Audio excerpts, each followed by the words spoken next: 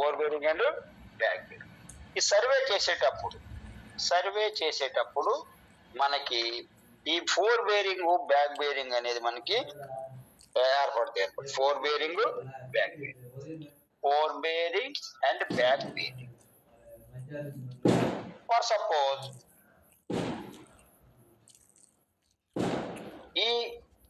ఈ యాంగిల్లో మనకి సర్వే చేసాడు అనుకుందాం. ఇలాగ సర్వే అనేది ఇలా వెళ్తున్నాడు. ఇలాగ వెళ్ళేటప్పుడు ఏదో ఒక పాయింట్ దగ్గర ఆపాడనుకోండి. అప్పుడు దీన్ని ఇలా గీస్తాం. ఇలాగ మనం గీస్తాం. సో ఇక్కడ θ1 యాంగిల్ తో గనక వాడు సర్వే మొదలెట్టాడు కానీ ఈ టెక్నాలజీ అంటే సర్వే చేసేటప్పుడు వాడు కాంపాస్ సర్వేలో ఇలా వెళ్ళాడు అనుకున్నాం. ఇలా వెళ్ళిన తర్వాత ఈ పాయింట్ దగ్గర ఆగాడు. ఆ పాయింట్ దగ్గర ఆగాడు. సో ఇక్కడ ఏర్పడినటువంటి యాంగిల్ ఏమో θ1 అనుకుంటే ఇక్కడ యాంగిల్ ఏమవుతుంది?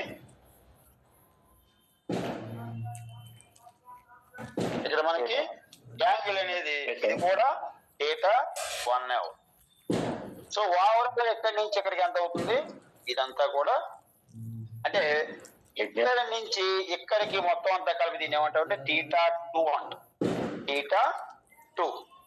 సో ఈ θ1 అనేది ఇది ఏమవుతుందంటే మనకి ఇది ఫర్ సపోజ్ ఇది బి అనుకో.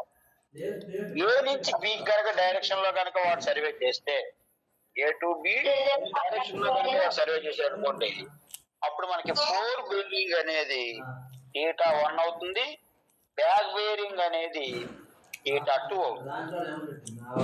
θ2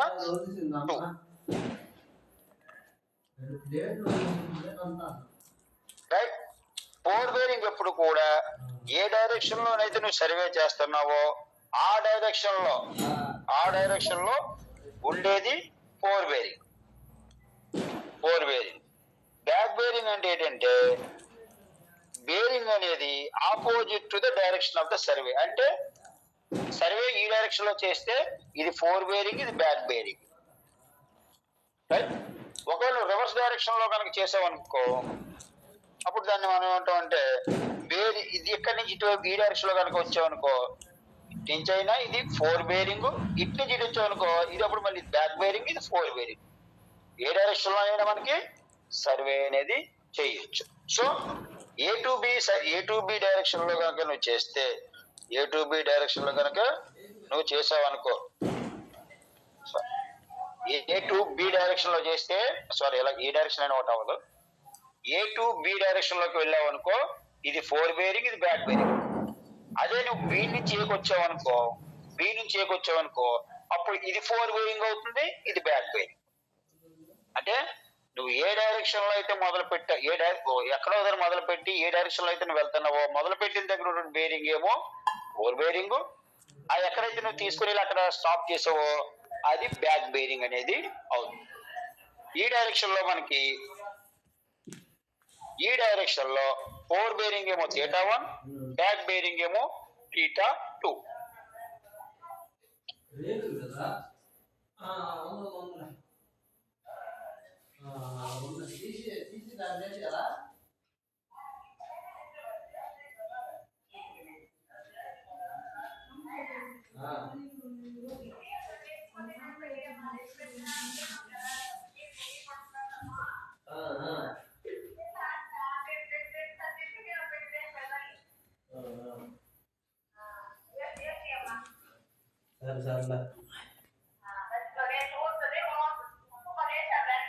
సరే